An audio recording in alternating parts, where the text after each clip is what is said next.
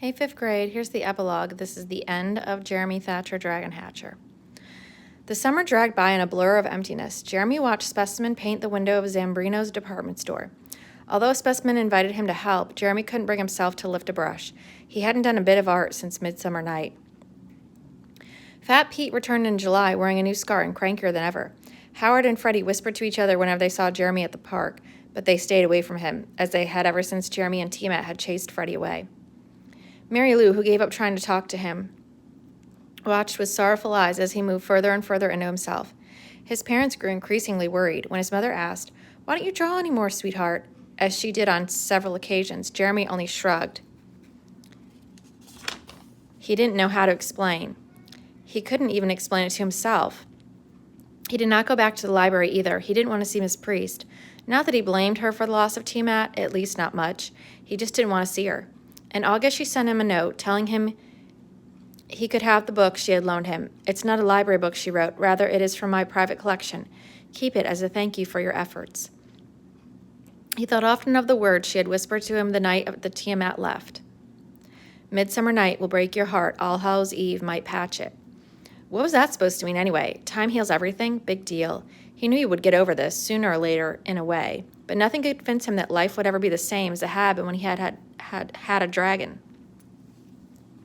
Summer came to an end. He started 7th grade, which meant a new school and new teachers. He moved through the halls as if he were just visiting, never becoming a part of it. He carried T-Matt's tear with him wherever he went. In October, his parents decided to have a party. "An old-fashioned Halloween party," said his father, trying to inspire some enthusiasm in Jeremy. "We'll have a bonfire in the field, fresh cider, real costumes, no store-bought stuff allowed." Jeremy smiled grimly and helped with the preparations. His father lit the bonfire with great ceremony, announcing they were celebrating a night when magic was let loose upon the world. "It's beautiful, isn't it?" asked Mary Lou, walking up to stand beside him. She was dressed like a witch. Jeremy shrugged. The leaping flames reminded him of T-Matt. It hurt to watch them. Several other kids from school were at the party, too. Jeremy said hello to each of them, but not much else. His eyes were continually drawn back to the bonfire. As he watched the dancing flames, he felt something struggling to break free inside him. To his surprise, Miss Priest was at the party. "Your mother invited me," she murmured when she saw him at the refreshment table. "I hope you don't mind." He shook his head numbly, but when he got a chance, he fled to the barn.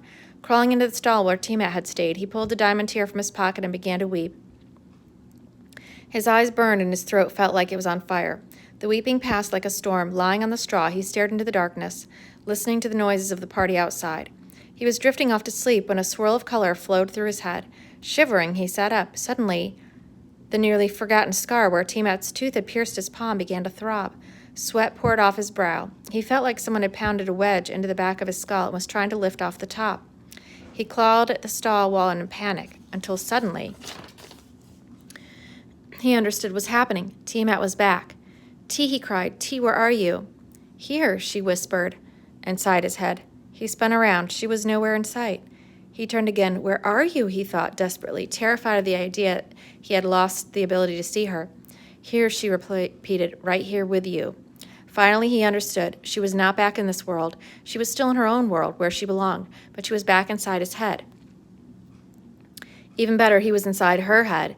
He was seeing through her eyes, feeling through her skin. What he saw was a world filled with dragons. What he felt was big. "We are big," announced T-Matt happily.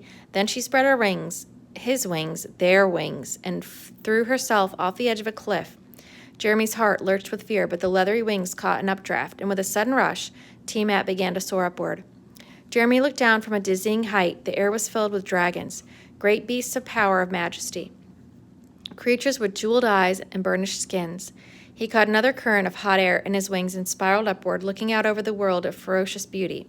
High volcanic mountains, capped with plumes of smoke and ash, were feeding fire to the sky. Dragons soared and wheeled above and between the mountains, spiraling up